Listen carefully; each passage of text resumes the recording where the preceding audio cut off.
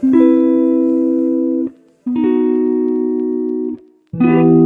મહાદેવ। કેમ છો ગુજરાતની જનતા? સ્વસ્થ હશો અને બધા મજામાં હશો। અને આજે તારીખ થઈ રહી છે 18 નવેમ્બરને સોમવારનો દિવસ છે। હું તમને આજે સાચી જળ ચડાવવાની, પ્રભુને અભિષેક કરવાની રીતનું તમને શેર કરવાની છું, તો પ્લીઝ મારા વિડીયોને કન્ટિન્યુ રાખજો। સૌ પ્રથમ મેં ગણેશજીના સ્થાને જળ ચડાવી છે, ત્યારબાદ કાર્તિકીજીના સ્થાને જળ ચડાવી, ત્યારબાદ વચ્ચેનો ભાગ અશોક સુંદરીનો છે, તે રીતે મેં જળ ચડાવી। હું તમને થોડું ક્લિયર બતાવી શકતી નથી કારણ કે આજુબાજુ બીજા બધા પણ પૂજા કરી રહ્યા છે। અને ત્યારબાદ પાર્વતીજીના હસ્તકમળમાં ગોળ ફરતે જળ ચડાવી રહી છું અને છેલ્લે શિવજીને અને તથા વાસુકીજીને જળ ચડાવી રહી છું। આ જે સાચી ભગવાનને જળ ચડાવવાની રીત। ત્યારબાદ મેં તેમને ઇત્ર માલિશ કરી રહી છું। ચંદનનું ઇત્ર તેમને ખૂબ જ પ્રિય છે, એ કરવાથી પ્રભુ મહાદેવજી ખૂબ જ પ્રસન્ન થાય છે। અને ત્યારબાદ તેમને ત્રિપુંડ લગાવી રહી છું। ત્રિપુંડનો શણગાર પણ મહાદેવજીને ખૂબ જ પ્રિય છે। અક્ષગંધ અથવા ચંદનથી તમે તેમને તિલક કરી શકો છો। ત્યારબાદ ત્રિપુંડ કર્યા બાદ, ત્રિપુંડ કરવાની પછી સાચી રીત તમે ધ્યાનથી જોવો કે હું કઈ રીતે ત્રિપુંડ લગાવી રહી છું। એ છતાં પણ જો મારી પૂજામાં કંઈ ક્ષતિ દેખાય તો તમે મને કોમેન્ટમાં શેર કરી શકો છો, જેથી મારી ક્ષતિને હું દૂર કરી શકું।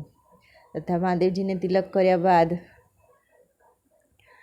તમે ભગવાન શ્રી રામનું નામ લખી શકો છો, તથા શ્રી શિવાય નમોસ્તુભ્યમ લખી શકો છો, તથા ઓમ પણ લખી શકો છો। એ લખવાથી તમારા દુઃખોને મહાદેવજી હરી લે છે અને તમારા કષ્ટ, સંકટ, તમારી પર આવેલા સંકટ બધા જ ભગવાન દૂર કરે છે। ત્યારબાદ મહાદેવજીના મંદિરમાં દીપ પ્રગટાવવું ખૂબ જ જરૂરી છે।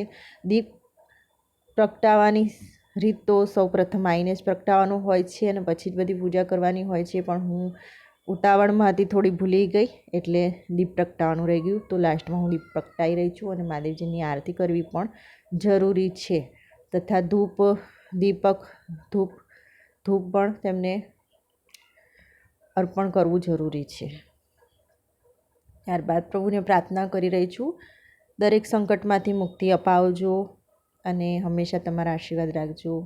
અને ગણપતિજીને હલ્દીનો ટીકો લગાવ્યો, ગૌરામાને હલ્દીનો ટીકો લગાવી રહી છું, તથા એમની બાજુમાં બેઠા કાર્તિકી ભગવાનને પણ હલ્દીનો ટીકો લગાવી રહી છું અને તેમને અક્ષત અર્પણ કરી રહી છું। તમે ફૂલ ના લાવ્યા હોય તો અક્ષત ચડાવો તો તમને ફૂલ ચડાયા સમાનનું પુણ્ય પ્રાપ્ત થાય છે અને ભગવાનના આશીર્વાદ પ્રાપ્ત થાય છે।